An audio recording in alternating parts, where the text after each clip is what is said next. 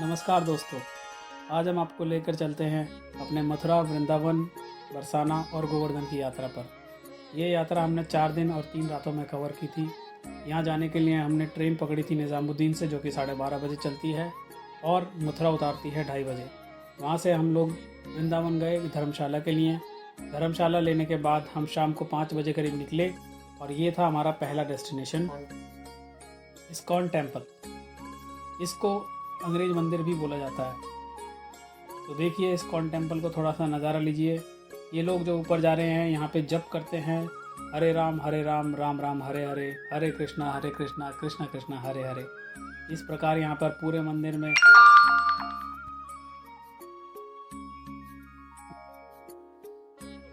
पूरे मंदिरों में ज़्यादातर फोटोग्राफी अलाउड नहीं होती है, इसलिए आप लोग देखेंगे कि हमारा कैमरा काफ़ी हिल रहा है। मंदिरों में जनरली पनिशमेंट है कि अगर आप रिकॉर्डिंग करते हुए पकड़े गए तो आपको फ़ाइन देना पड़ेगा, मोबाइल भी जब्त किया जा सकता है। यहाँ पर अलग अलग जगह लोग बैठे हुए हैं और हरे राम का जप कर रहे हैं, हरे कृष्णा।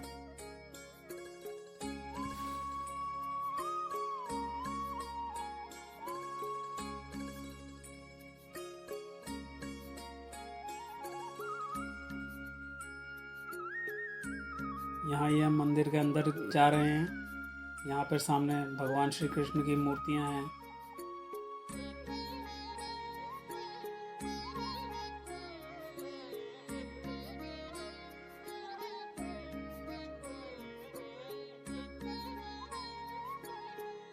सामने भगवान श्री कृष्ण की मूर्ति है और हम लोग थोड़ा सा ट्राई कर रहे हैं ताकि आपको फ़ोटो में दिखा सकें।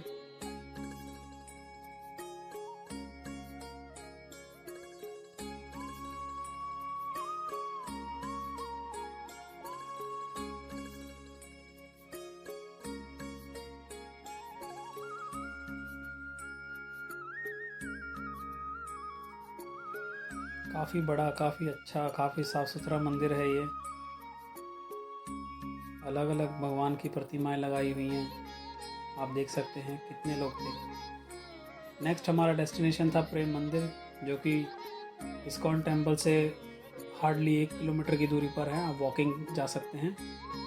ये प्रेम मंदिर रात को देखने में ही ज़्यादा अच्छा लगता है क्योंकि अलग अलग तरह की लाइट्स इसके अंदर जलती हैं। जिस दिन हम लोग गए थे, आप देखिए बहुत ज़्यादा भीड़ थी और हम लोग आपस में बिछड़ भी गए थे, अंदर नहीं जा पाए थे। आप लोग अगर अंदर जाना चाहते हैं तो बैगेजेस वगैरह ना लेके जाएं, जितना हो सके अपने आप को खाली हाथ रखें, क्योंकि बैगेज जमा कराने के लिए इतनी भीड़ होती है कि आप अंदर पहुंचना ही आपके लिए बहुत डिफ़िकल्ट हो जाएगा। ये एक कालिया वध का दृश्य है आपके सामने। यहाँ पे कृष्ण जी कालिया के ऊपर डांस कर रहे थे।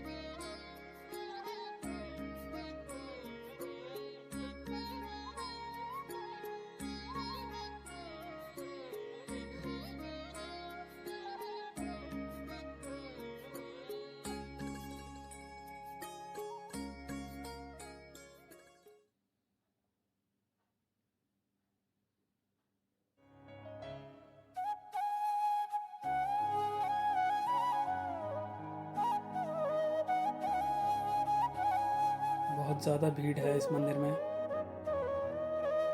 ये सामने गोवर्धन पर्वत का दृश्य है आपके सामने, जिसमें कि कृष्ण जी ने अपनी एक छोटी उंगली पर पूरा पर्वत उठा लिया था।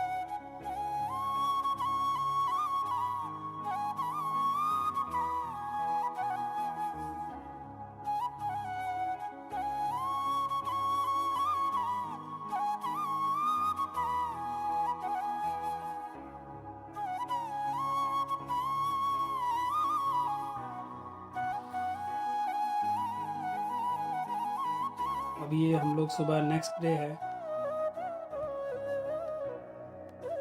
ये हमारा नेक्स्ट डे है। नेक्स्ट डे हम सुबह जल्दी उठकर अपनी धर्मशाला से 8 साढ़े 8 बजे के लिए बांके बिहारी मंदिर के लिए निकल गए थे। सुबह सुबह जल्दी जाने से ये फ़ायदा होता है कि हमें दर्शन करने का मौका मिल जाता है, और क्योंकि ये नवरात्रे का समय है तो इस समय काफ़ी भीड़ कम थी।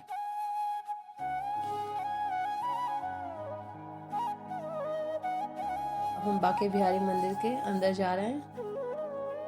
हमने प्रसाद खरीद लिया है। मंदिर के अंदर बहुत भीड़ है। दर्शन बड़ी मुश्किल से हुए थे, फिर भी हो गए अच्छे से दर्शन। ये आप देखिए सामने मंदिर के आगे कितने सारे लोग खड़े हुए हैं और आगे तक पहुंचना काफ़ी मुश्किल हो रहा था हम लोगों के लिए।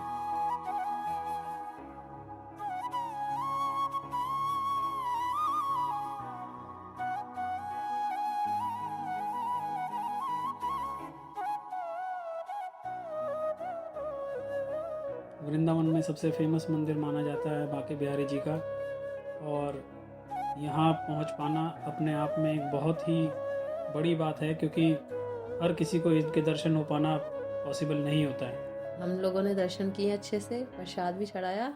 अब हम जा रहे हैं बाहर। अब हम राधा वल्लभ अब हम दूसरे मंदिर में हैं। वहाँ पे बांके बिहारी मंदिर की प्रतिमा है, ऐसी एक अलग मंदिर में। बांके बिहारी मंदिर के बिल्कुल पास एक और मंदिर बना हुआ है कृष्ण जी का। हम लोग कुछ देर वहाँ पहुँच बैठे, वहाँ पे भी हमने कृष्ण जी के दर्शन किए। और मूर्ति में आपको इसलिए नहीं दिखा पा रहा हूँ प्रॉपरली, क्योंकि फ़ोटो वगैरह लेना मना है। आप देखते हैं हर जगह पर साइनेजेस लगे हैं, लेकिन फिर भी हम कोशिश कर रहे हैं कि हम आपको बांके बिहारी जी का दर्शन करा सकें। ये एक और कृष्ण जी का मंदिर था। हम लोग वहाँ पे थोड़ी देर के लिए बैठे थे। उसके बाद हम निकल गए राधा वल्लभ मंदिर। ये राधा वल्लभ मंदिर है, ये भी वहीं आसपास में ही है, वॉकिंग डिस्टेंस है। यहाँ पे आप लोगों को एक चीज़ थोड़ा सा ध्यान रखना पड़ेगा, क्योंकि यहाँ पर बंदर बड़े शरारती होते हैं, तो आपका फ़ोन, चश्मे ये छीन के ले जाते हैं। और आपको अगर वापस चाहिए तो आपको इनको फ्रूटी देनी पड़ेगी, तभी आपको वापस मिलेगा।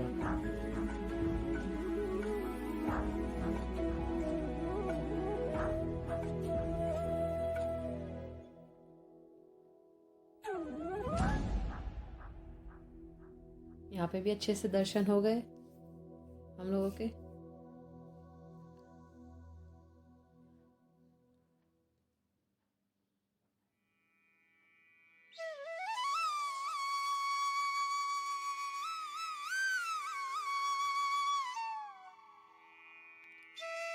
उसके बाद हम लोग बैटरी वाला ऑटो में बैठकर अभी हम गोवर्धन पर्वत के लिए निकल रहे हैं। सॉरी, अभी हम गोवर्धन नहीं, अभी हम लोग निधिवन के लिए प्रस्थान कर रहे हैं। वहाँ पर बैटरी रिक्शा वगैरह चलते हैं। और ये बगल में हम यहाँ से जा रहे थे, वहाँ यमुना जी बह रही थी, तो हमने यमुना जी से भी हमने दर्शन किए। यहाँ पे कई सारे घाट हैं, परिक्रमा मार्ग है ये, जिसको परिक्रमा मार्ग भी बोलते हैं।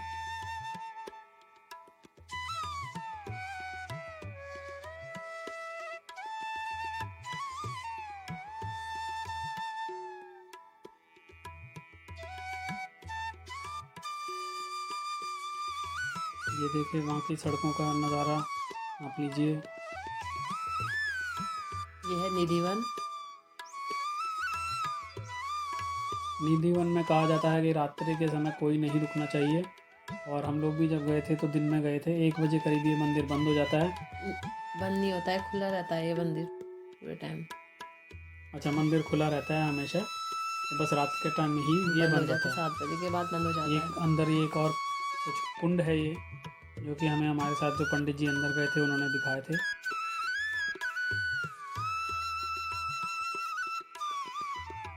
पानी वानी नहीं था, खाली था, लेकिन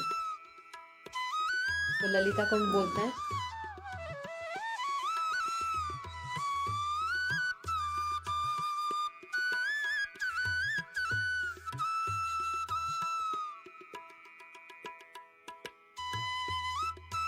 ये पंडित जी हमें थोड़ा सा ज्ञान दे रहे हैं जंगल के बारे में, वन के बारे में।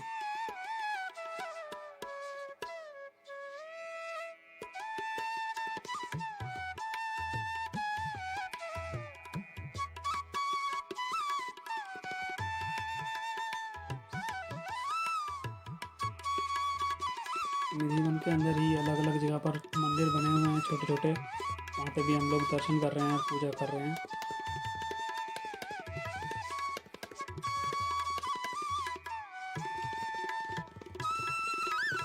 देखिए कैसे लोग वहाँ के बंदरों को खाना खिला रहे हैं, चना खिला रहे हैं, पानी खिला रहे हैं। सब कुछ एक केज की तरह बंद किया हुआ है ताकि कोई अंदर ना आ सके और यहाँ से कोई इंसान बाहर ना जा सके।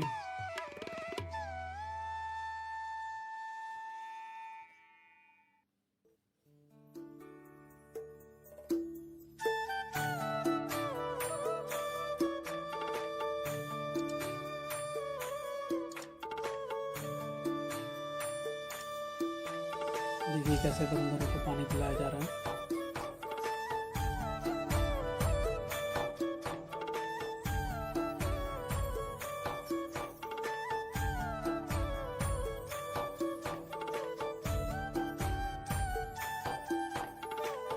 ये सब तुलसी के पेड़ पौधे हैं, ये रात को गोपियाँ बन जाते हैं। पंडित जी हमें ये बता रहे हैं।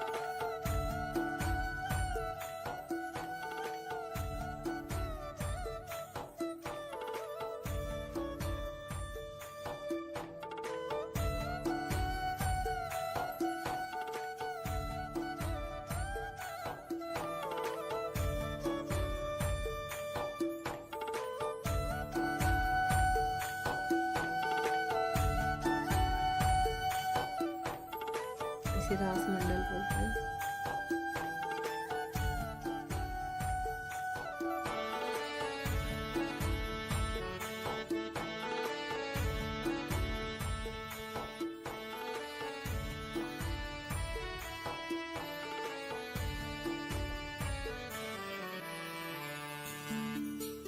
ये निधिवन की माटी का हम लोगों ने तिलक किया क्योंकि पंडित जी ने कहा ये बहुत पवित्र माटी मानी जाती है और इसलिए हम सब ने अपने आप को तिलक लगाया।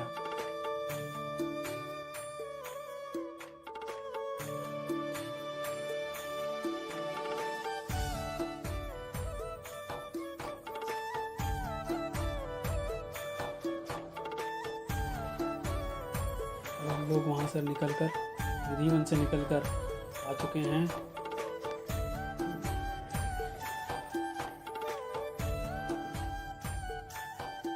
ये निधिवन के पास ही एक और मंदिर है, राधा वल्लभ या राधा वल्लभ तो नहीं है,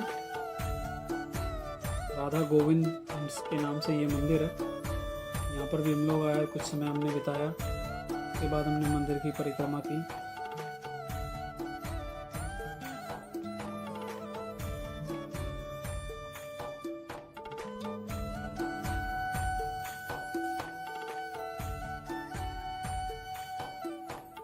उसके बाद हम लोग गए राधा गोपीनाथ मंदिर जो कि बंद था। वहाँ से हम लोग निकल गए यमुना के अंदर नौका विहार करने। ये हमारा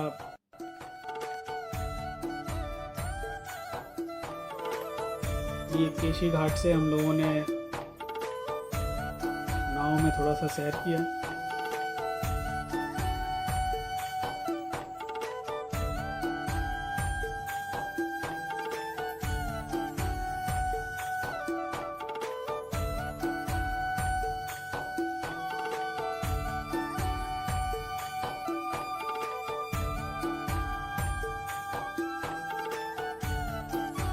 सामने अलग अलग घाट हैं, ये इसी घाट है, बगल में दूसरे भी कई सारे घाट हैं जो कि हम लोगों को बताए गए थे, लेकिन अभी थोड़ा सा नाम हम भूल गए हैं।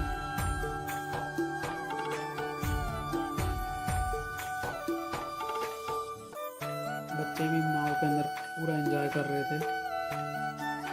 ये हमारी बोटिंग कंप्लीट करने के बाद हम लोग आगे की यात्रा के लिए निकल पड़े। ये आपको भी थोड़ा सा राउंड कैमरा घुमाकर दिखा रहे हैं वहाँ के पास घाट पे आसपास क्या क्या चीज़ें होती हैं।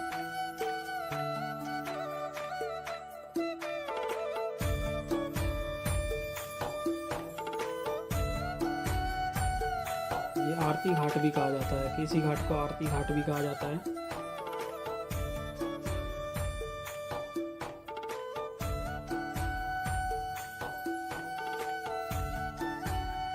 यहाँ वृंदावन का हमने अपना पूरा सफ़र तय किया और हम अपने नेक्स्ट पड़ाव की ओर डे नंबर 2 पर ही दोपहर के बाद हम निकल चले गोवर्धन की ओर। गोवर्धन जाने के लिए हम लोगों ने वृंदावन से ही एक बस पकड़ी। सरकारी बसें चलती हैं, एसी बसेस, जिसमें कि आपका 45 रुपये पर पर्सन किराया लगता है और आपको वो गोवर्धन छोड़ देते हैं।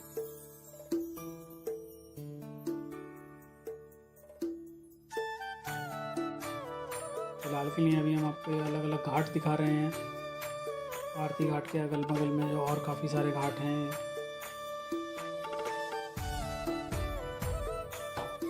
थोड़ा सा हम लोगों को समय का ध्यान रखना पड़ता है यहाँ पर, क्योंकि 12 बजे तक सारे मंदिर ज़्यादातर बंद हो जाते हैं। ये एक और कृष्ण जी का वो कदम का पेड़ है सामने, जिसको कि बोला जाता है, जिस पर बैठ के कृष्ण जी बांसुरी बजाया करते थे। अभी हम लोगों ने यहाँ से ऑटो किया और अभी हम अपना गोवर्धन की यात्रा स्टार्ट करने वाले हैं कुछ समय में। ये हमारी गोवर्धन यात्रा स्टार्ट हो चुकी है। गोवर्धन बस स्टैंड से हम लोगों ने बैटरी वाला रिक्शा किया था, जो कि 100 रुपीज़ पर पर्सन में आपको गोवर्धन पर्वत की यात्रा करवाता है, प्लस आपको जो भी बीच में मंदिर आते हैं वहाँ के दर्शन कराता है। तो ये बहुत ही एक अच्छा ऑप्शन है। अगर आपके लिए 21 किलोमीटर चलना पॉसिबल नहीं है, अगर आपके साथ बच्चे हैं या आपके साथ बड़े बुजुर्ग लोग हैं, तो आप ये एक ऑप्शन एक्सप्लोर कर सकते हैं। ये सामने जो है गोवर्धन पर्वत है। कुछ लोग आपको देखिए पैदल भी चलते हुए नजर आएंगे। कच्चा मार्ग जो बना हुआ है वो पैदल यात्रियों के लिए है। बाकी लोग आजकल अपनी गाड़ियां लेकर भी जाते हैं और उन गाड़ियों के थ्रू भी लोग अपनी परिक्रमा पूरी करते हैं।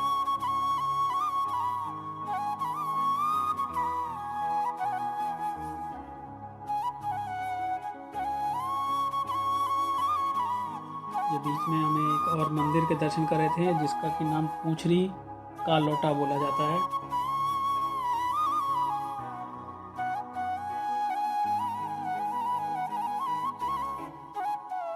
यहाँ पर भी हम लोगों को ऑटो वाले भैया ने रुककर दर्शन कराए।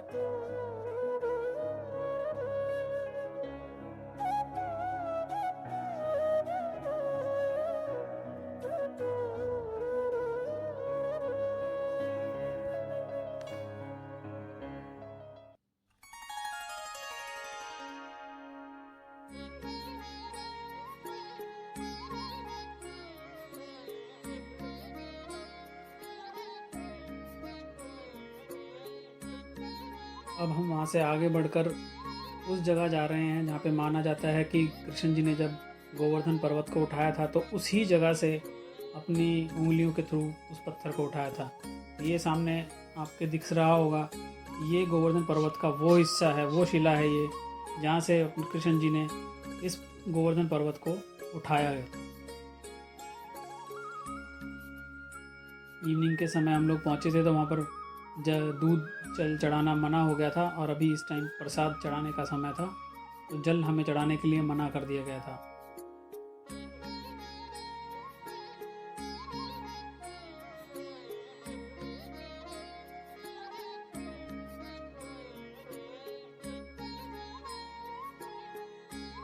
देखिए किस प्रकार लोग पर्वत के उस हिस्से की पूजा कर रहे हैं।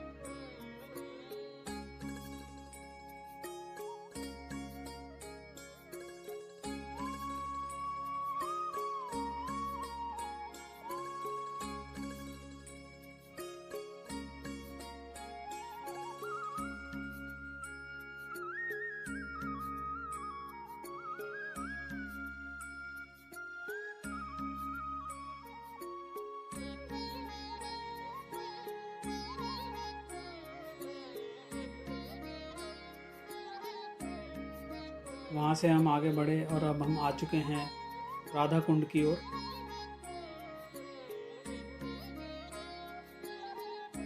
इसको राधा कुंड कहा जाता है और इसी के जस्ट पास में कृष्ण कुंड भी है, श्याम कुंड। राधा कुंड में हम दर्शन करने के बाद, पूजा करने के बाद अब श्याम कुंड की ओर बढ़ रहे हैं।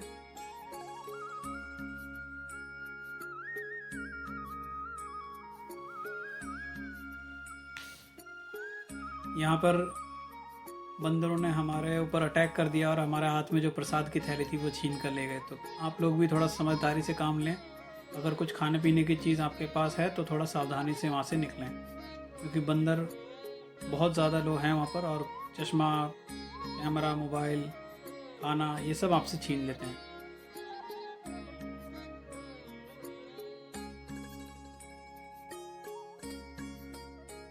राधा कुंड के बिल्कुल पास में ही ये देखिए, ये श्याम कुंड है।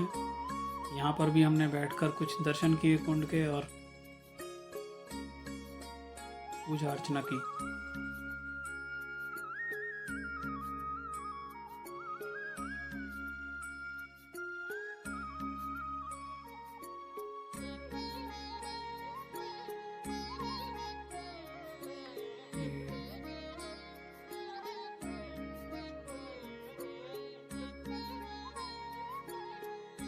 गोवर्धन यात्रा कंप्लीट करने के बाद हम जब वापस आ रहे थे बस से, तो रास्ते में वैष्णो देवी मंदिर पड़ता है, जो कि प्रेम मंदिर से 3 किलोमीटर दूर है।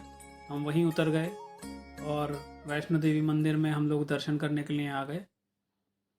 यहाँ पर माँ वैष्णो देवी की बहुत बड़ी प्रतिमा बनाई हुई है, जिसके बगल में हनुमान जी भी बैठे हुए हैं। बहुत ही विशाल, बहुत ही बड़ी मूर्ति है।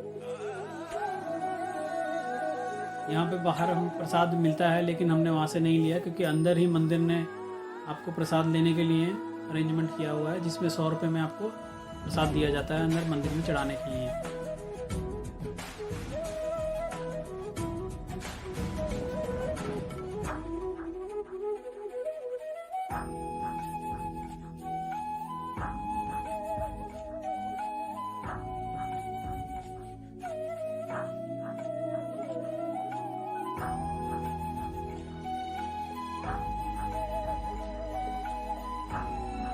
हमने देखिए शेरों वाली माता की इतनी बड़ी प्रतिमा है,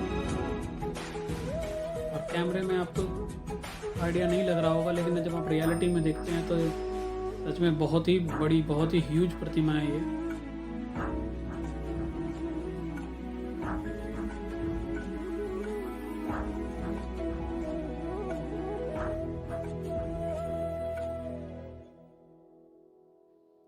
रात के समय मंदिर में डेकोरेशन भी इतना अच्छा किया हुआ था कि तरह तरह की लाइटें लगी हुई थी, जिससे कि मंदिर की खूबसूरती और भी बढ़ जाती है।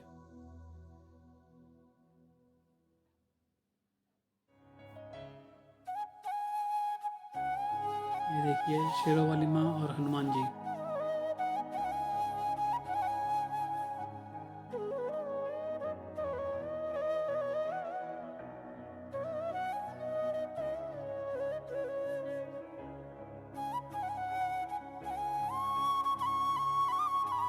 ये वहाँ पर एक छोटा सा म्यूज़ियम है, जहाँ पे दिखाया गया है कि मंदिर कैसे बना, कैसे कैसे इसके लिए स्टेप बाय स्टेप क्या क्या बना था वहाँ पर, उसके बारे में दिखाया गया है फ़ोटो के द्वारा। इस मंदिर में एक गुफा भी है, तो उस गुफा के अंदर भी हम ही आपको लेके चलेंगे थोड़ी देर में।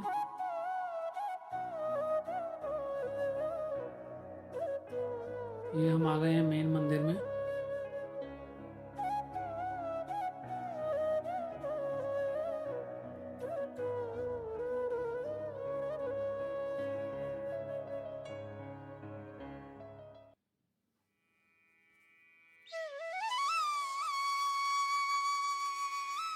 यहाँ पे भी प्रसाद चढ़ाने की व्यवस्था नहीं है। पंडित जी बस प्रसाद को माता के चरणों में छूकर ले जाने के लिए बोलते हैं। मूर्ति के चारों तरफ हमने परिक्रमा की मंदिर की, और हर दीवार पर अलग अलग कलाकृतियाँ बनी हुई हैं। हर भगवान के अवतार दिखाए गए हैं वहाँ पर।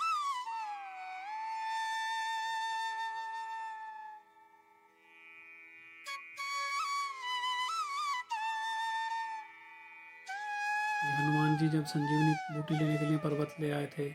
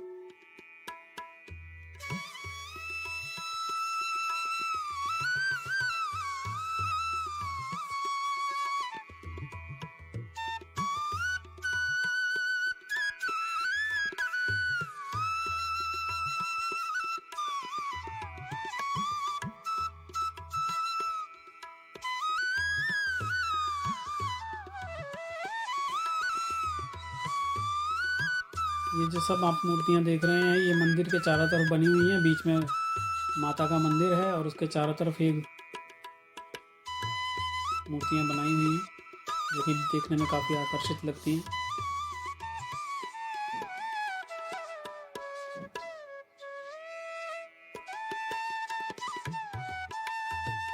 अब मंदिर से हम लोग बाहर आ गए हैं मेन मंदिर से और अब हम लोग गुफा की तरफ प्रस्थान करेंगे।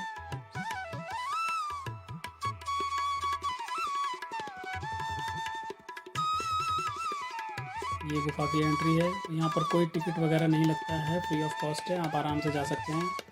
मंदिर के अंदर माता के अलग अलग अवतारों की मूर्तियाँ बनाई हुई हैं।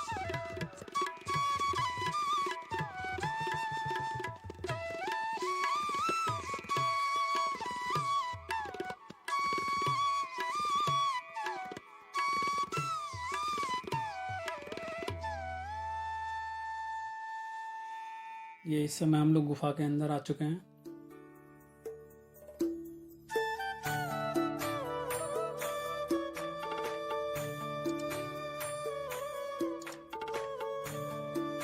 काफ़ी अच्छा, काफ़ी ऑर्गेनाइज तरीके से मंदिर बनाया हुआ है। यहाँ पर साफ़ सफाई का पूरा ध्यान रखा गया है। आपको कहीं पे भी कुछ गंदगी भी नहीं दिखेगी।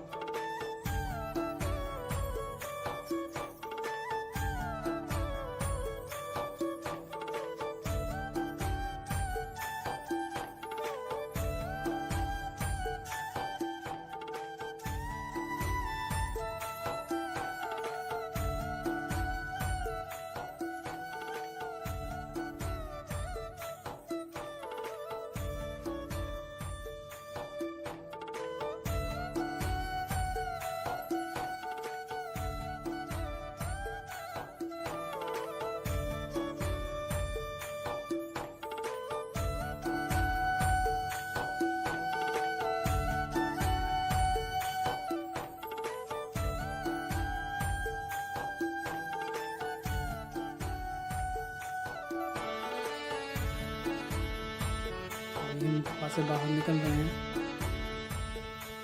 ये सीधा हमें माता की बड़ी प्रतिमा के पास लेके जाएंगी सीढ़ियाँ,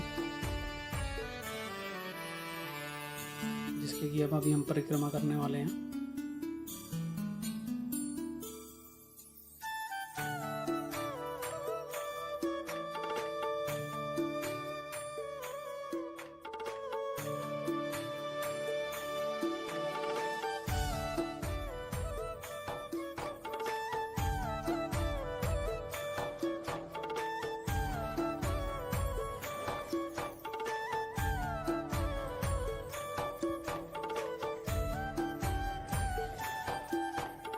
ये देखिए, जस्ट माता की प्रतिमा के नीचे हैं हम।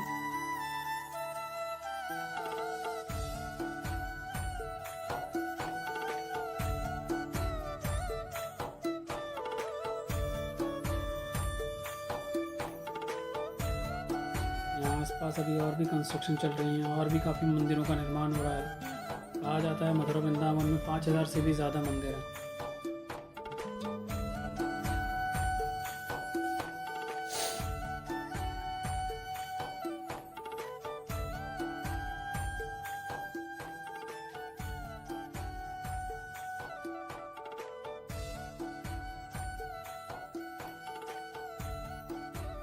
छोटे छोटे बच्चे भी अपने फैमिली वालों के साथ, मम्मी पापा के साथ आए हुए हैं।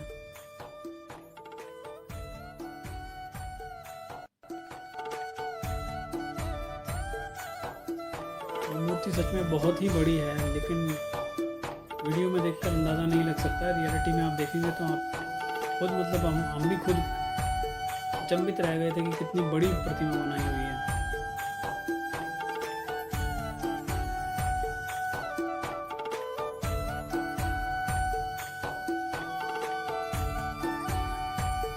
पूरी परिक्रमा करने के बाद फिर से एक और गुफा के अंदर हम लोग गए थे, जो कि गुफा हम लोगों को एग्जिट की तरफ लेकर जाएगी।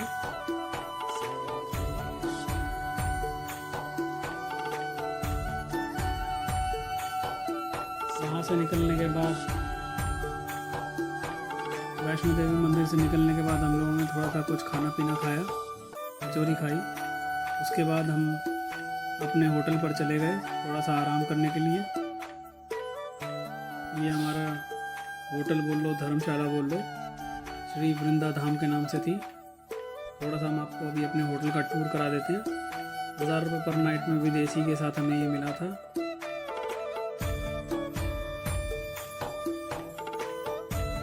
काफ़ी लंबा चौड़ा हॉल था ये।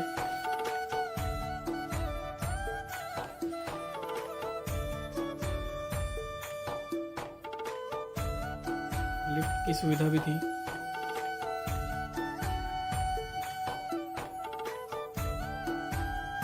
हज़ार रुपये में मैं ये कहूँगा बहुत अच्छा तो नहीं, लेकिन डिसेंट आपको धर्मशाला टाइप मिल जाता है, जिसमें कि हम लोगों ने डबल बेड लिया था और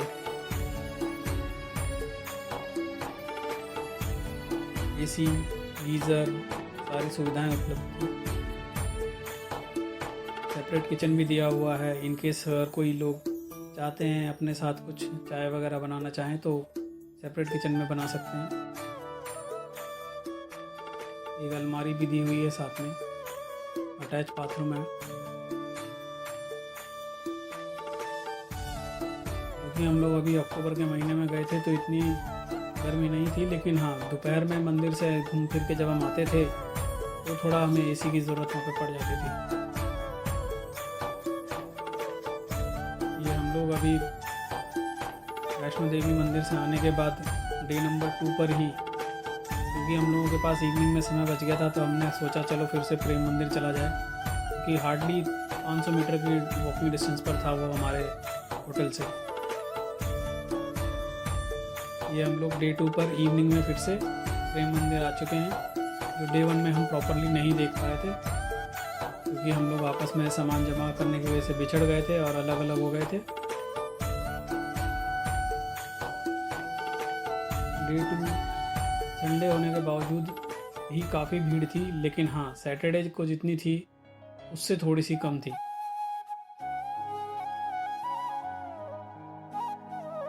इस दिन भी हमने दूसरे दिन सोचा था हम मंदिर के अंदर जाएंगे, लेकिन अंदर जाने के लिए हम लोगों को जूते चप्पल खोल कर जा सकते हैं, और जूते चप्पल जमा कराने की जगह ढूंढने में ही हमारा पूरा टाइम ख़राब हो गया, क्योंकि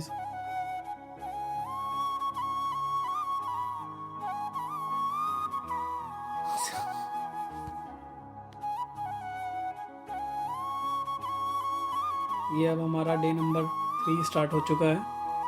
ये हम लोग इस टाइम बरसाना आ चुके हैं। सुबह सुबह बरसाना आने के लिए हमने वृंदावन से बरसाना की बस पकड़ी थी, जो कि 65 रुपये पर हेड किराया लेती है और आपको 1.5 से 2 घंटे के अंदर बरसाना पहुंचा देती है। पहुंचने के बाद हमने राधा रानी मंदिर के दर्शन के लिए हम निकले। सबसे पहले हमने परिक्रमा स्टार्ट की। ये करीब 2.5 से 3 किलोमीटर लंबी परिक्रमा है, जिसको कि हमें पैदल पार करना होता है।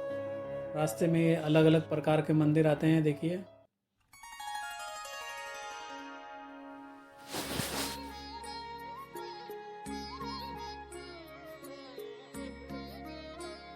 ये भी रास्ते में एक मंदिर था जहाँ पे हम रुककर थोड़ा सा दर्शन करने की कोशिश की थी। सामने अब आपको एक पहाड़ी दिख रही होगी, इसको साखरी कोर बोला जाता है। कहा जाता है मटकी फोड़ लीला होती है यहाँ पे।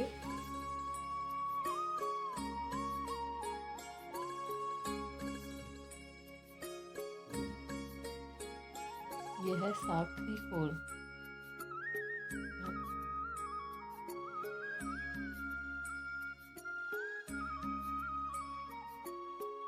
इसको साखरी खोर कहा जाता है। यहाँ पर कृष्ण जी की मटकी फोड़ लीला हुई थी, ऐसा कहा जाता है। कृष्ण जी ने गोपियों की मटकी यहाँ फोड़ी थी। कृष्ण जी बड़े नटखट थे और बचपन में गोपियों की मटकियाँ फोड़ दिया करते थे, तो कहा जाता है कि वो जो लीला होती थी इसी स्थान पर होती थी।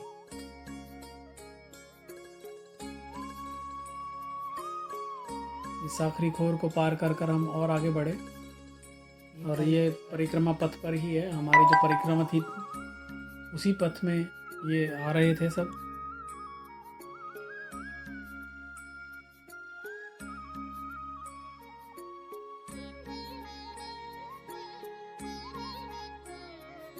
साखरी खोर से बाहर निकलते ही एक बैठने की स्थान था। घेवर कुंड। वहाँ से थोड़ा आगे निकलने के बाद ये घेवर कुंड आता है। कहा जाता है यहाँ पे घेवर कुंड कहा जाता है इसको, और यहाँ पे माना जाता है कि राधा जी ने अपने मेहंदी के हाथ धोए थे, जिसके के कारण इस कुंड का पानी हमेशा हरा ही रहता है। यहाँ पर कुछ समय हम लोगों ने बैठकर विश्राम किया। यहाँ पे कुछ दर्शनार्थी, कुछ पंडित लोग अपनी पूजा पाठ करते हैं, स्नान करते हैं। ये है घेवर वन। इसी के जस्ट सामने है घेवर वन। हम परिक्रमा करी। घेवर वन की परिक्रमा करी जाती है, और ये सारे जो पेड़ पौधे हैं हम लोगों को इन्हें टच नहीं करना होता, इनके किसी पत्ती भी नहीं तोड़नी है गलती से भी, क्योंकि ये सब भगवान की लीला के हिस्सेदार हैं।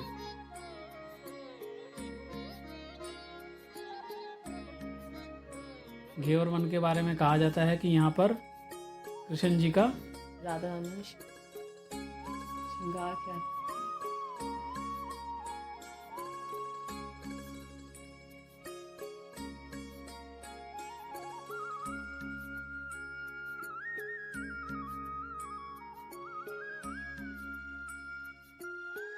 काफ़ी घना वन है ये घेवर वन।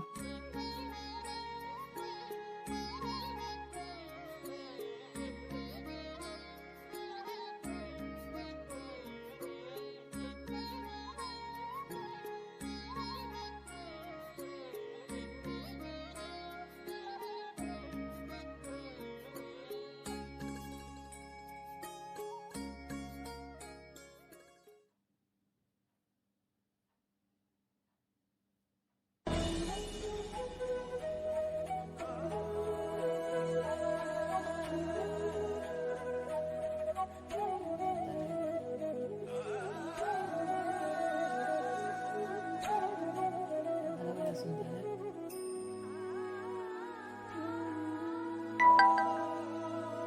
ये स्थान हुआ है जहाँ कृष्ण जी ने राधा जी का श्रृंगार किया था।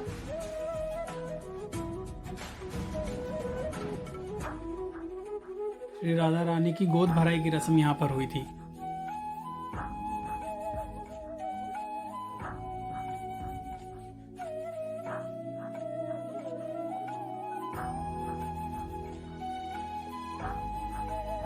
घेवर वन से निकलने के बाद हम लोग फिर बढ़ चले अपनी मंजिल की ओर।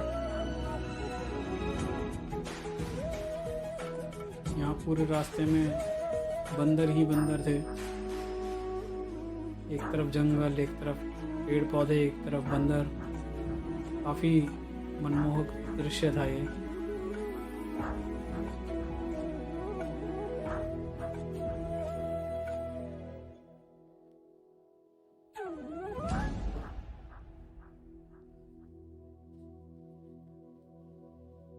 अभी रास्ते में एक और जगह आती है,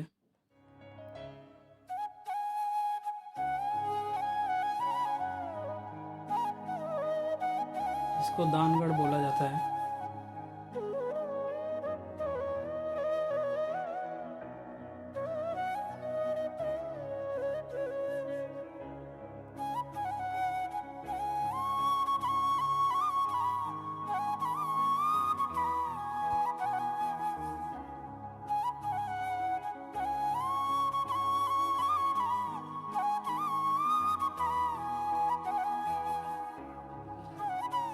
वहाँ से निकलकर हम कुशल बिहारी जी के मंदिर में आए हैं।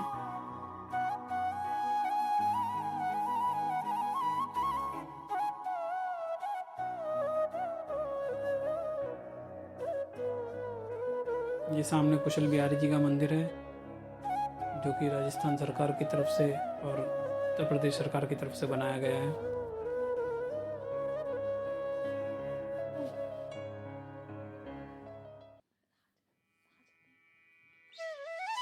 और ये राजा ने बनाया था किसी ने, सरकार तो अभी इसकी देख रेख करती है।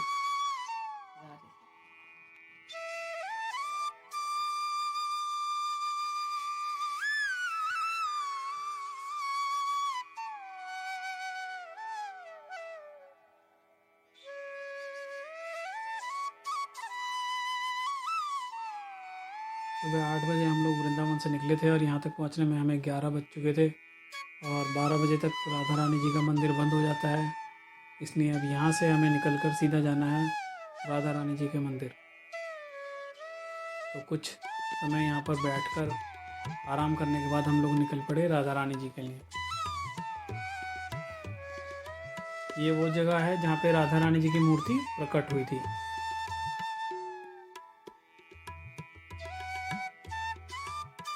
इस स्थान की भी हम लोगों ने एक परिक्रमा की।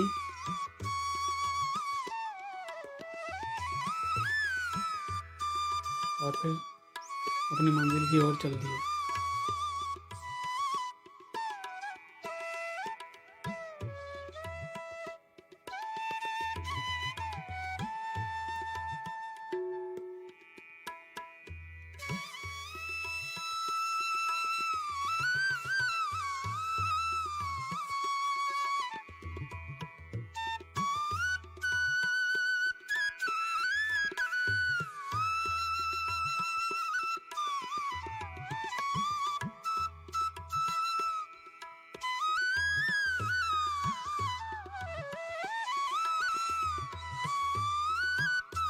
यहाँ रास्ते में हमने माता को चढ़ाने के लिए प्रसाद लिया, चुंदड़ी ली और फूल मालाएं ली।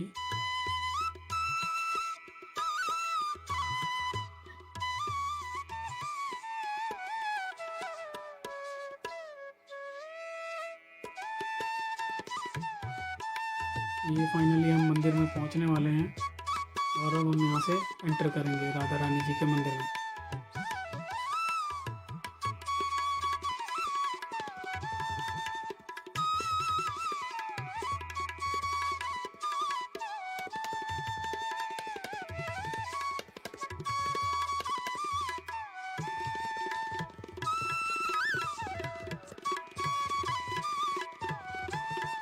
फाइनली दोस्तों बरसाने में राधा रानी जी के मंदिर में हम लोग आ चुके हैं और सामने माता के दर्शन आप कीजिए। कोशिश करेंगे हम लोग भी आपको मोबाइल से दिखाया जाए, लेकिन क्योंकि वीडियोग्राफी अलाउड नहीं होती है तो थोड़ा सा रिस्क है ये सब चीज़ें करने में। तो जितना हो सकता है हम बनाने की कोशिश करेंगे वीडियो।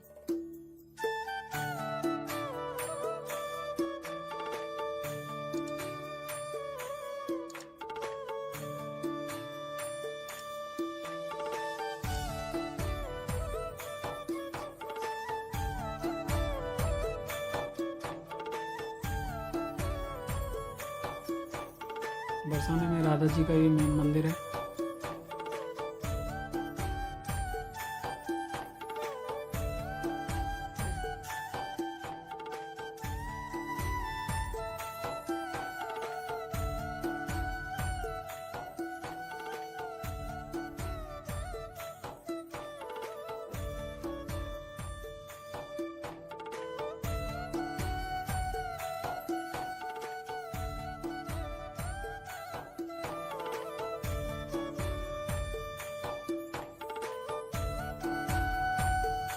ये मंदिर के बाहर हम लोग थोड़ा सा बरसाना नगरी का फ़ोटो लेते हुए पहाड़ी पर से किस तरीके से बरसाना नगरी दिखती है।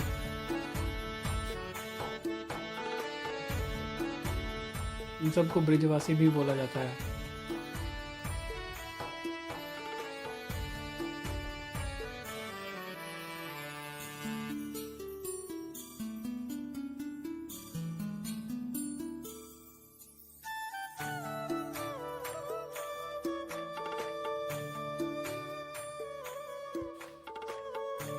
बरसाना में माता जी के दर्शन करने के बाद हम वहीं पास में राधा बाग है, उस राधा बाग में आए थे।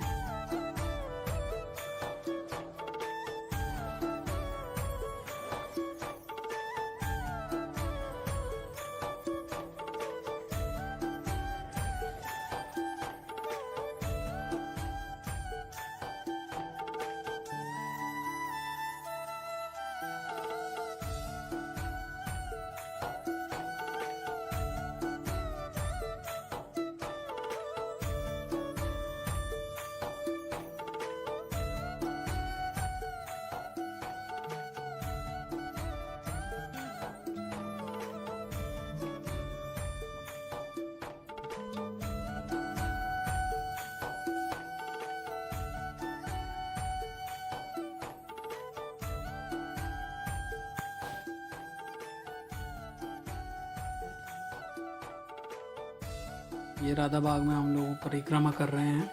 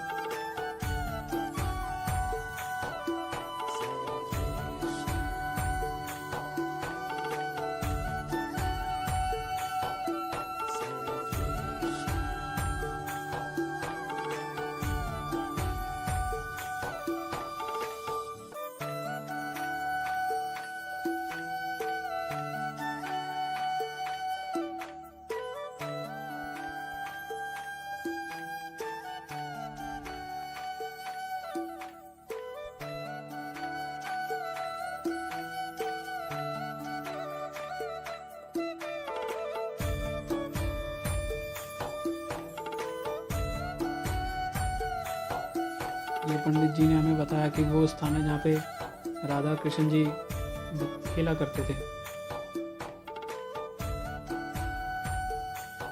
इसमें कहा जाता है कि यमुना जी बहा करती थी पहले।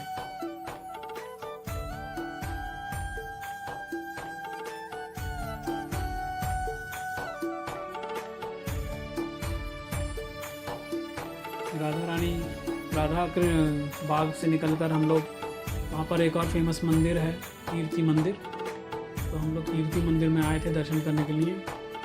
ये 12 बजे बंद हो जाता है, तो हमें बस जस्ट इसमें एंटर करने का मौका मिला, और क्योंकि इसके बंद होने का समय हो गया था तो हम लोग फटाफट से दर्शन करके वीडियो बनाकर यहाँ से अपने आगे की यात्रा के लिए निकल गए।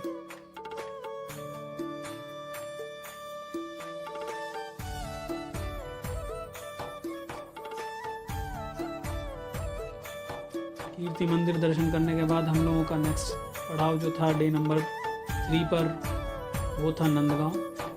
नंदगांव यहाँ से कीर्ति मंदिर से बरसाना से करीब 8 या 9 किलोमीटर की दूरी पर है। जाने के लिए हम लोगों ने एक रिक्शा किया, 20 रुपये या 30 रुपये सवारी में हम लोगों को वहाँ तक ले गए।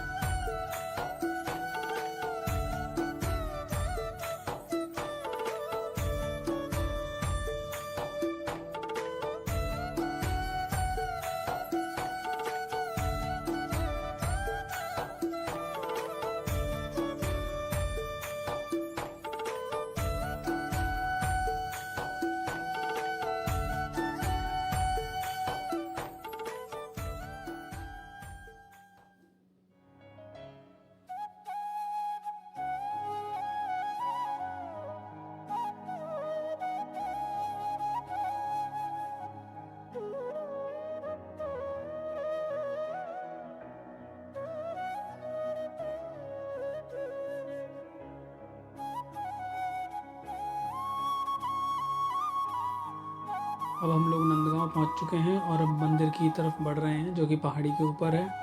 वहां पर जाने के लिए सीढ़ियां बनी हुई हैं।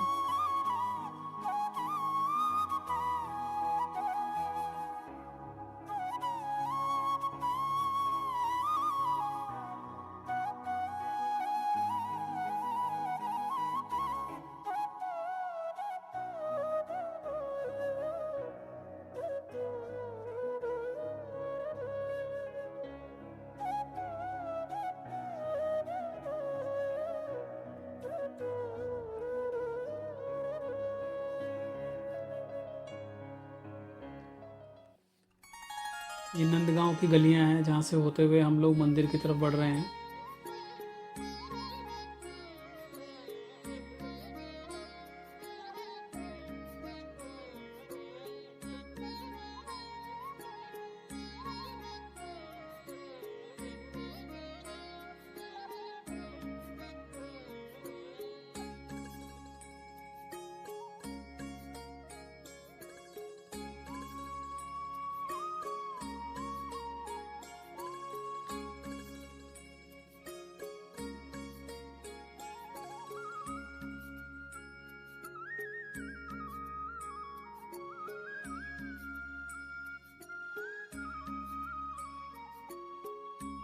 फाइनली हम मंदिर पहुंच चुके हैं और ये सामने नंदगांव में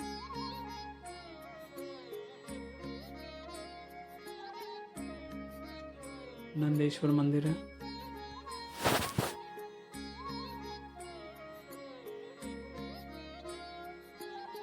यहाँ पर कृष्ण जी अपने माँ, पिता, भाई और दोस्तों के साथ विराजमान हैं, मित्रों के साथ विराजमान हैं।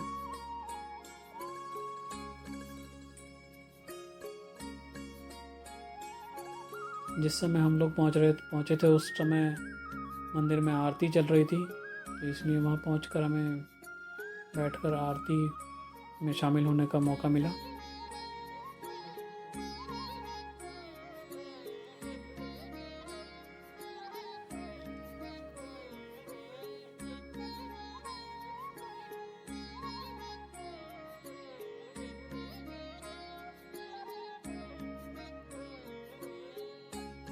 सारे भक्त आरती में बैठे हुए हैं और अपने अपने दर्शन पाने के लिए अपनी अपनी बारी का इंतज़ार कर रहे हैं।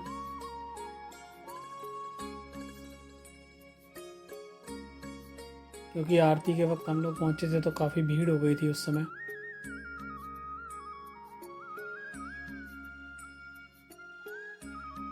वहाँ दर्शन करने के बाद हम मंदिर की छत के ऊपर आए और हमने आसपास में नंदगांव का नज़ारा लिया।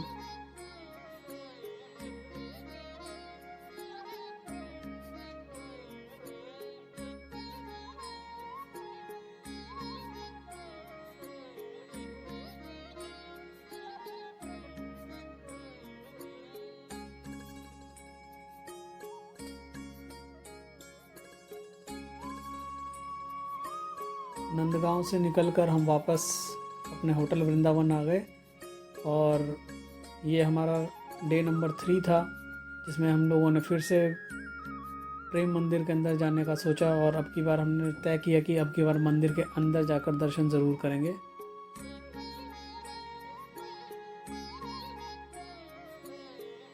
इस समय हम आपको दिखा रहे हैं मंदिर कैसे थोड़ी थोड़ी देर में मंदिर के अंदर लाइट्स के कलर चेंज होते हैं, जिससे कि मंदिर अपने आप में देखने में काफ़ी अट्रैक्टिव लगता है। कभी ऑरेंज, कभी पर्पल, कभी ग्रीन, कभी रेड।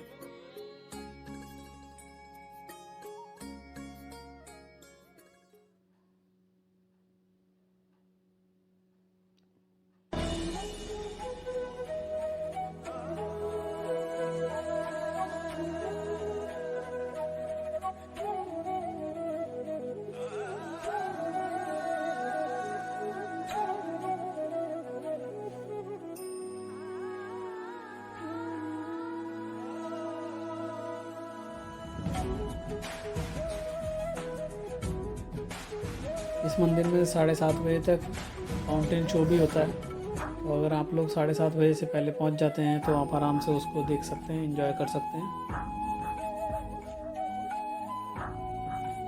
इस मंदिर के अंदर एक कैंटीन भी है जहाँ पे काफ़ी अच्छा खाना मिलता है,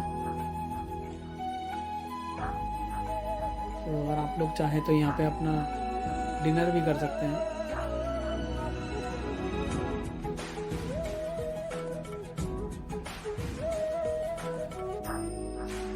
ये फाइनली प्रेम मंदिर के अंदर हम आ चुके हैं, जो कि हमारा डे नंबर 3 पे सक्सेस हो पाया। उससे पहले 2 दिन हम बस ऐसे ही लौट गए।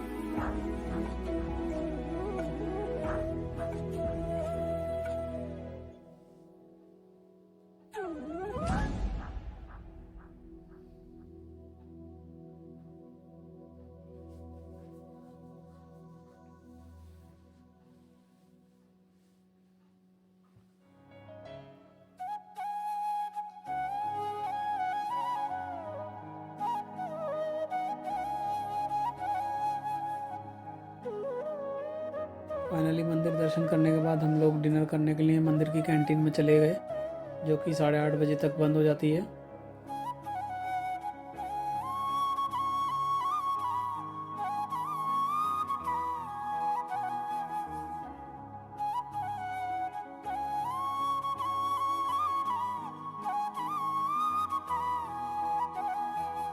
भीड़ देखिए दोस्तों, कितनी भीड़ है प्रेम मंदिर में। मतलब 3 दिन हम गए, 3 रात गए हम लोग, और तीनों रात हमें उतनी ही भीड़ देखने को मिली। कुछ ही 19-20 फ़र्क होगा, पर काफ़ी भीड़ थी।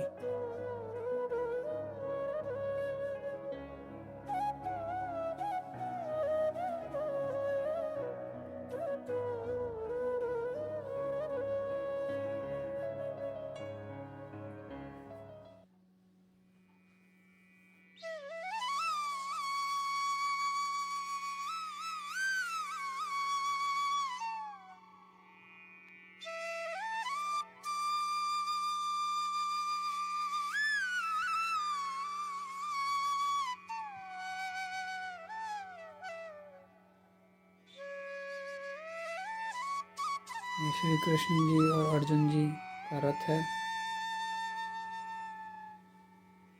इसके जस्ट सामने कैंटीन है।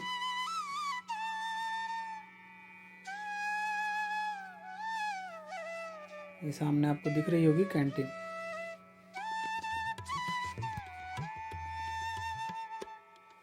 अब ये हमारा लास्ट डे है, डे नंबर 4। हमने होटल से चेकआउट कर लिया था और एक हमने कैब का अरेंजमेंट किया था, जो कि हमें वृंदावन में 2-3 जो मंदिर हमारे बच गए थे वो दिखाकर मथुरा ले जाए, और मथुरा में हम लोग बाकी का दर्शन करेंगे। ये वृंदावन में पागल बाबा मंदिर है। 9 मंजिल का ये मंदिर बना हुआ है, काफ़ी देखने लायक चीज़ है। इस मंदिर के अंदर जाने के लिए टिकट लगता है 10 रुपये पर पर्सन।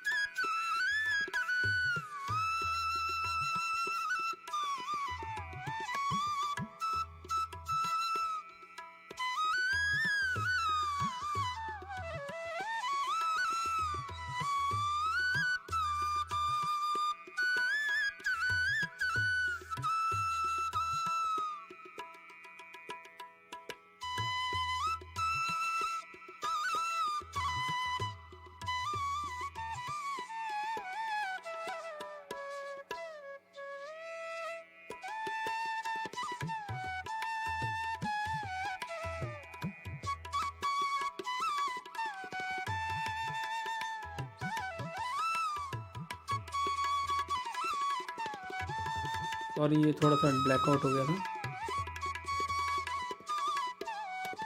ये हम लोग धीरे धीरे करके मंदिर की ऊपर मंजिलों पर जा रहे थे, और फाइनली हम पहुँचे पागल बाबा मंदिर के लास्ट फ्लोर पर, जहाँ पर उनकी मूर्ति लगी हुई है। और ये मंदिर के ऊपर से देखिए नज़ारा। यहाँ से हम निकल के चल पड़े बिरला टेम्पल की ओर। ये वहीं मंदिर के पास था दूसरा मंदिर, एक और बिरला टेम्पल।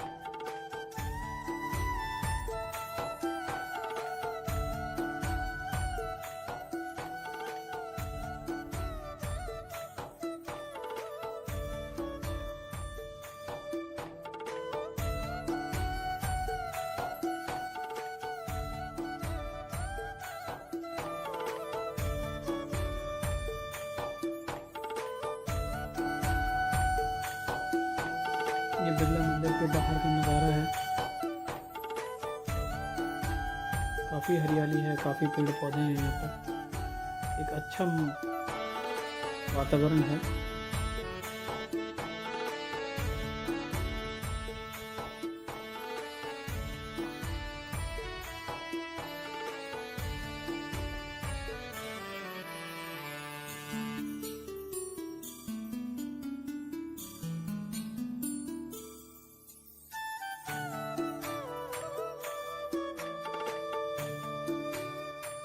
ये बिरला टेम्पल में ही दक्षिण मुखी हनुमान मंदिर है एक।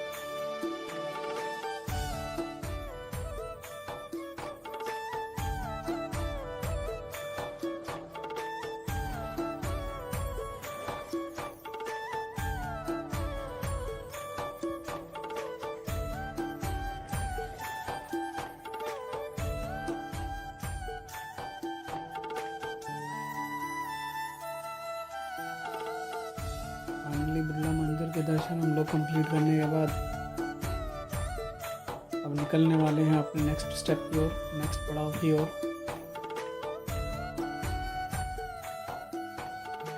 ये बिरला मंदिर में ही एक रथ भी बना हुआ है पत्थरों का पूरा।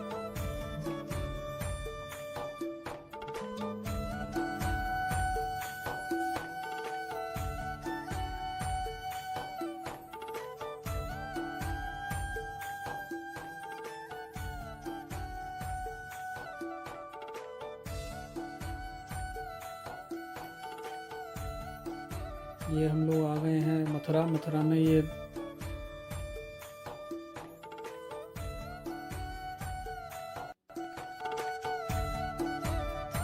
अब हम कृष्ण जन्मभूमि पर आ चुके हैं और कृष्ण जन्मभूमि के अगर अंदर कैमरा वगैरह सब अलाउड नहीं है तो हम लोग आपको अंदर का कोई वीडियो नहीं दिखा पाएंगे। ये कृष्ण जन्मभूमि का एंट्री गेट है। यहाँ पे आपको मोबाइल, पर्स सब कुछ आपको जमा करा के लॉकर में फिर आगे जाना पड़ता है।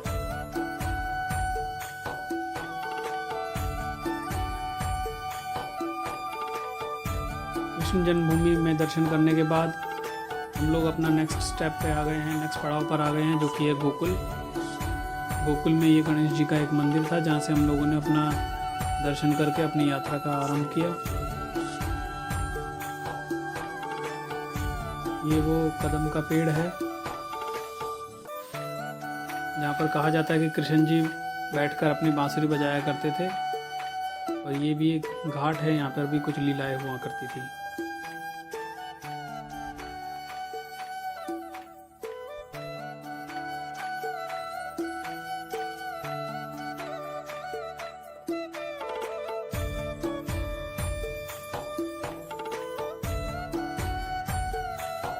इसको मनोकामना मंदिर बोला जाता है, मनोकामना स्थल।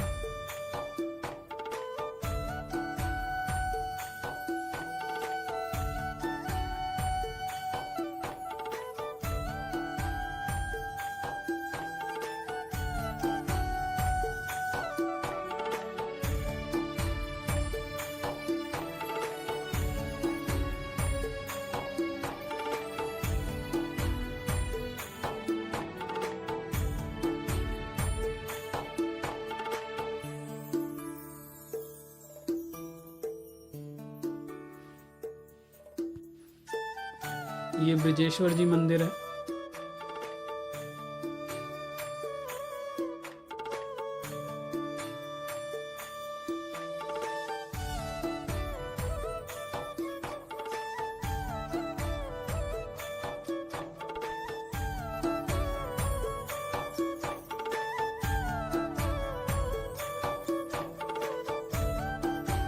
ये वासुदेव जी की पीछे चित्र बना हुआ है।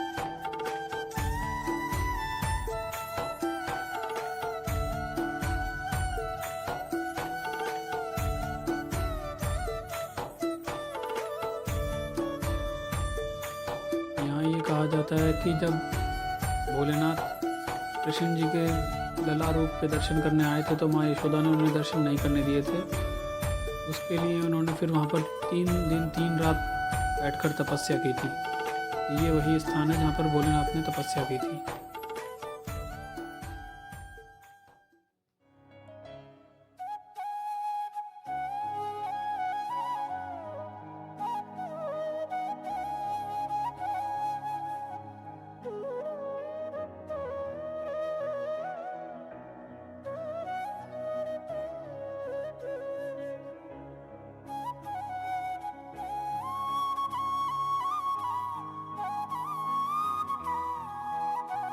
अब हम बलराम रेवती भवन जा रहे हैं, जहाँ पे बलराम जी अपनी पत्नी रेवती जी के साथ रहा करते थे।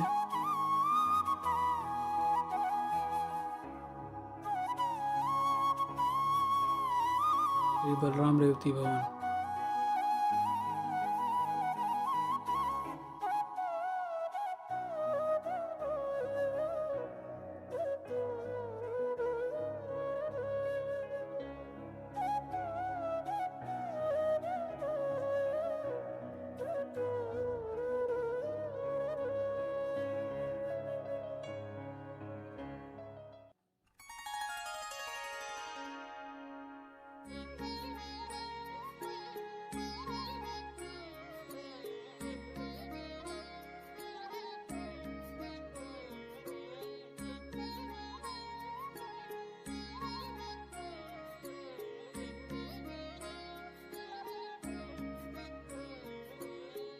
ये मंदिरों में दर्शन करने के बाद हम आ चुके हैं।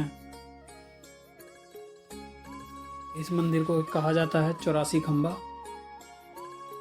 यहाँ पर मंदिर के अंदर 84 खंबे हैं।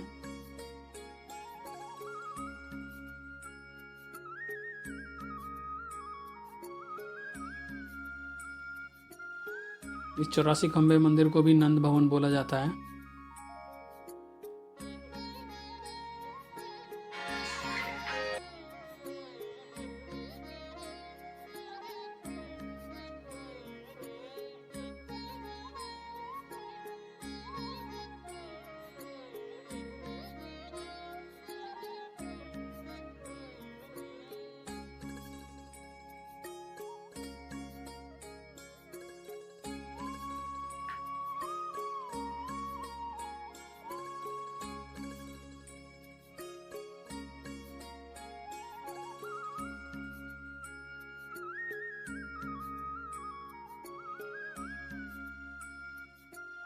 ये 84 खंबे मंदिर के अंदर हम लोग दर्शन कर रहे हैं।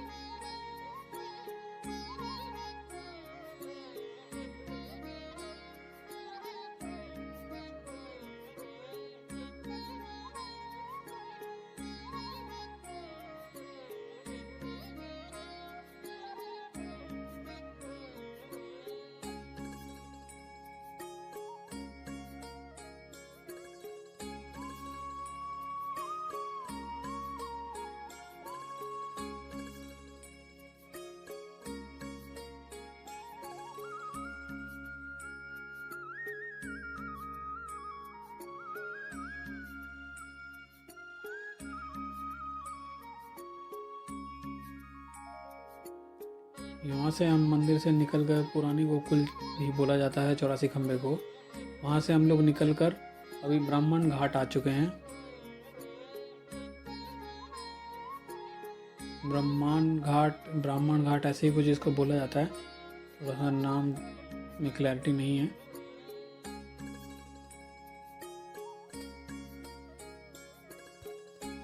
ये ब्राह्मण घाट में कहा जाता है कि कृष्ण जी ने मिट्टी खाई थी और यहाँ पर जो प्रसाद है वो भी मिट्टी के रूप में मिला जाता है। ये सामने यमुना जी बह रही हैं, इसमें बहुत से भक्तजन स्नान कर रहे हैं।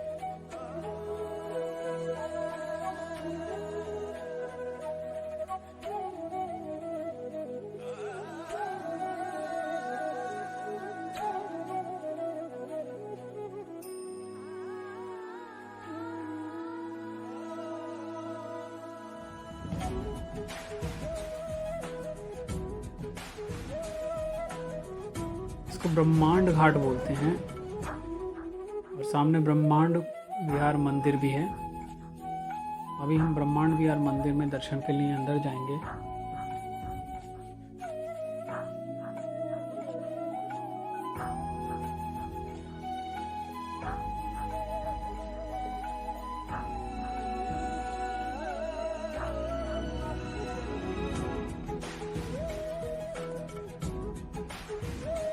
ये भी गोकुल का एक फेमस मंदिर है। और यहाँ पे भी कई सारे श्रद्धालु आते हैं। ब्रह्मांड विहारी मंदिर गोकुल धाम।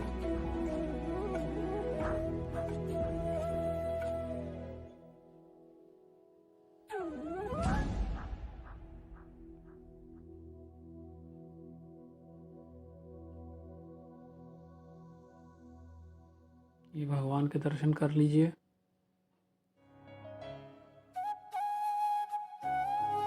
फोटो वीडियो सब मना होता है, लेकिन फिर भी हम कोशिश करते हैं कि आपको दिखा सकें। यहाँ पे हम लोगों ने जो मछली और कछुओं के लिए जो दाना लिया था वो यमुना जी में प्रवाहित किया ताकि वो उसको खा सकें।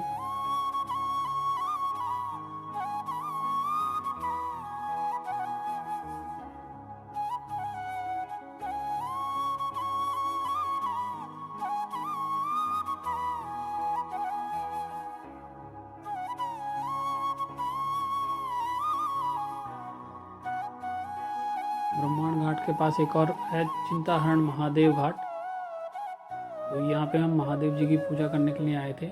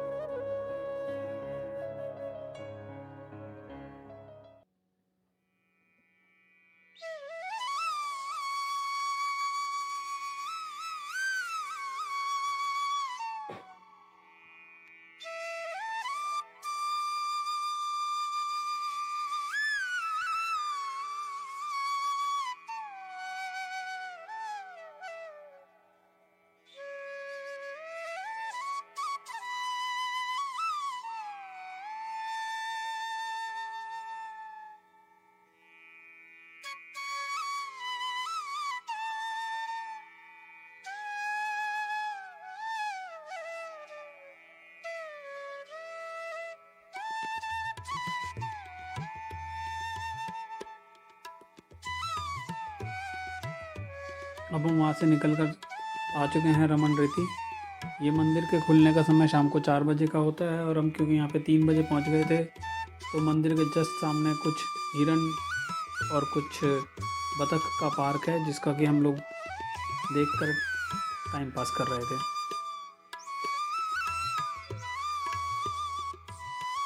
इसमें हिरन है, बतख है, ऑस्ट्रिच भी हमने देखे इसके अंदर।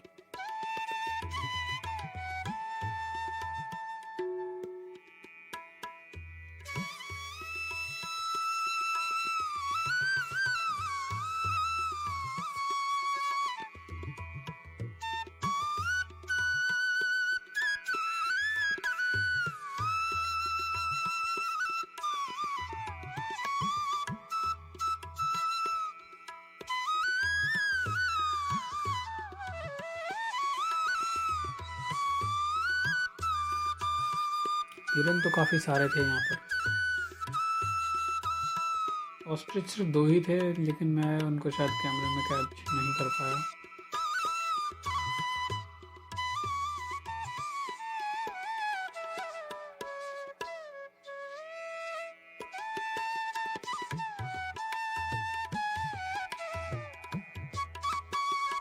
ये हम लोग बाहर बैठकर मंदिर के खुलने का इंतज़ार कर रहे थे।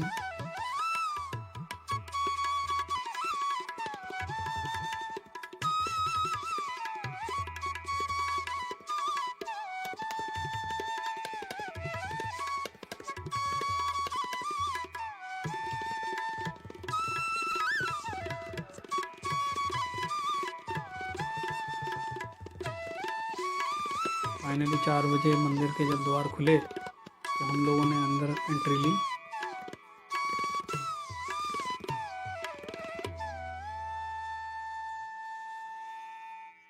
इस मंदिर की जो एक खास बात है वो ये है कि यहाँ पर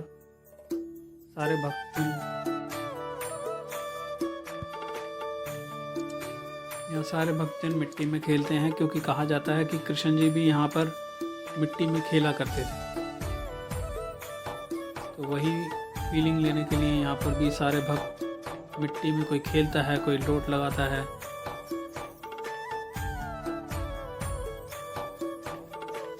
हम लोग अब मिट्टी वाले स्थान पर पहुंचने वाले हैं।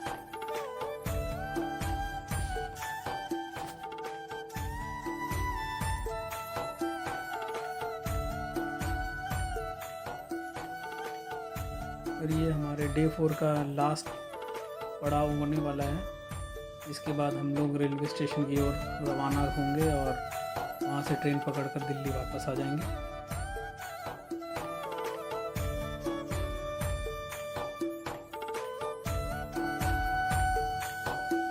रमन रेती मंदिर के अंदर काफ़ी सारे ऋषियों की कुटियाएं बनी हुई हैं और सारे ऋषि वहीं पर रहते हैं।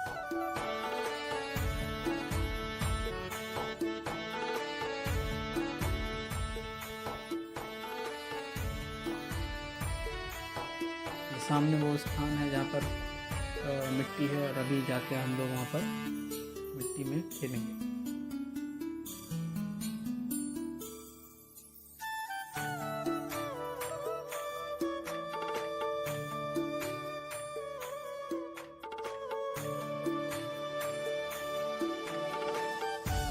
ये देखिए कैसे और भी भक्त लोग आए हुए हैं और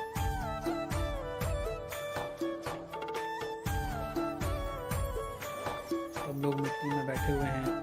बच्चे मिट्टी में खेल रहे हैं, कोई घर बना रहा है, कोई एक दूसरे के ऊपर मिट्टी उछाल रहा है।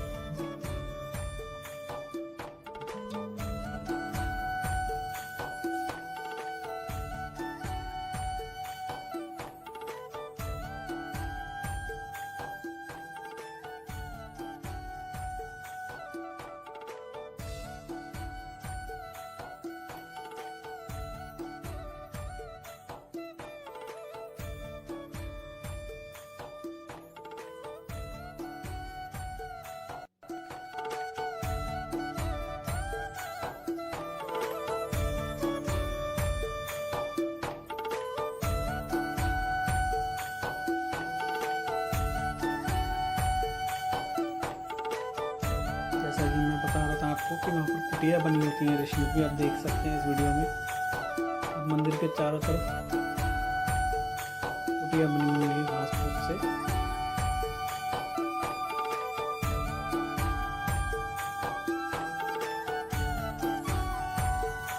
बच्चे एंजॉय करते हुए मिट्टी के अंदर।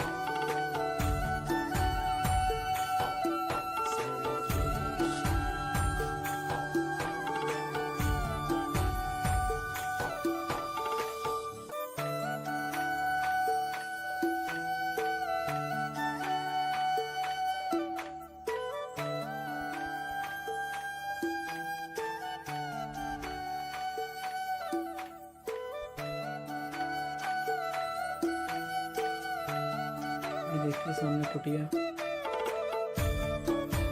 बनी हुई है, काफ़ी अच्छा बना रखा है, काफ़ी देखने में अच्छी लगती है। हर कुटिया के बाहर उनके अंदर रहने वाले ऋषि का नाम लिखा हुआ है।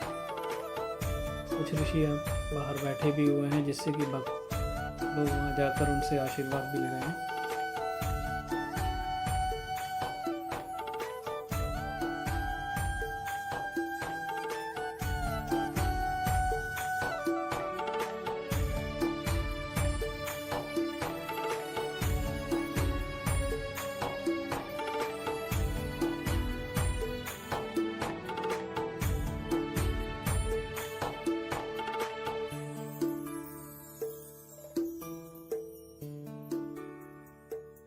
ये रमन रेती मंदिर के अंदर हम लोग भगवान के दर्शन कर रहे हैं।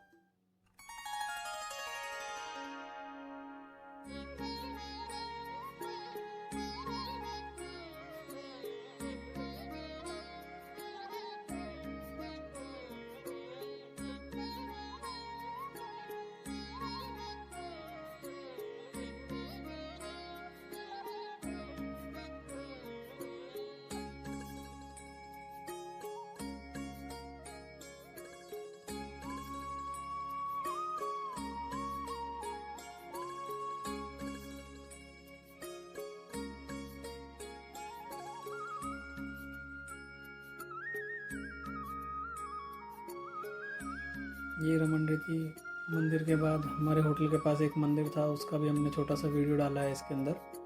ये हमारे होटल के जस्ट 50 कदम की दूरी पर ही था। ये भी कृष्ण जी का एक मंदिर है।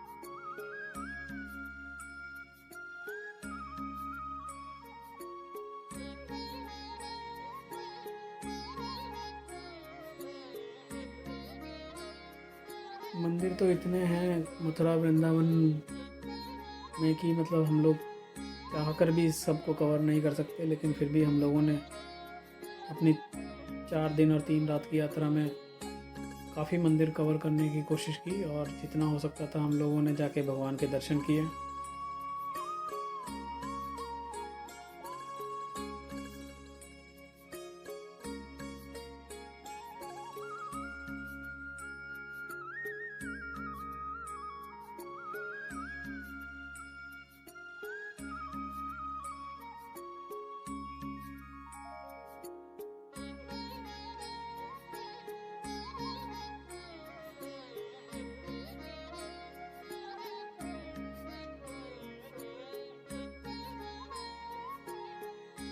ये सब घूम फिरने के बाद हम फाइनली अब दिल्ली के लिए रेलवे स्टेशन की ओर बढ़ रहे हैं।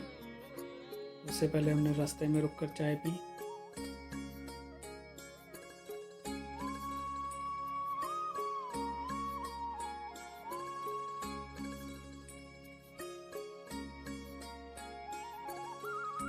फाइनली हम यमुना को पार करते हुए अपने स्टेशन के लिए बढ़ रहे हैं, मथुरा रेलवे स्टेशन। मथुरा से निज़ामुद्दीन हम लोग आएंगे ट्रेन से। हमारी शाम को 6 बजे की ट्रेन थी, तो हम लोग 5 बजे निकल लिए थे रमन रेती जी से, और रास्ते में हमने ये ब्रिज पर रुककर कुछ वीडियो बनाए। इस समय पानी रोका हुआ था डैम के अंदर, सिर्फ 2 ही जगह से पानी जा रहा था, इसलिए बहाव कम था।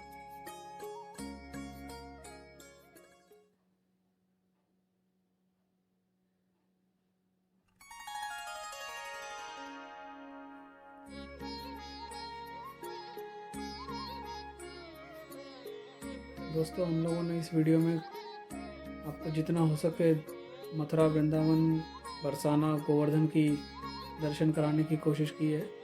कुछ हम लोगों से ऊंच नीच हो गई हो, गलत हो, हमने आपको डिस्क्रिप्शन दे दिया हो तो हमें कृपया माफ़ करें, क्योंकि हम लोग रेगुलर ब्लॉगर नहीं हैं। ये तो हम लोग बस घूमने गए थे तो हमने वीडियो बनाए थे, तो सोचा इसको थोड़ा सा डिटेलिंग करके हम यूट्यूब में डाल देते हैं। ये हमारे ड्राइवर साहब है जिनको हमने लास्ट दिन हमने किया था, और मथुरा वगैरह हमें घुमाने का एक दिन का 1800 रुपये लगा था, और इन्होंने ये स्विफ्ट डिज़ायर के अंदर हम लोगों को पूरा सैर कराया था। तो दोस्तों, उम्मीद करते हैं आपको हमारा ये वीडियो अच्छा लगा होगा, और आप लोगों को भी मौका मिले तो ज़रूर मथुरा वृंदावन घूमने जाइए, कृष्ण जी के दर्शन कीजिए, और बस जपते रहिए राधे राधे।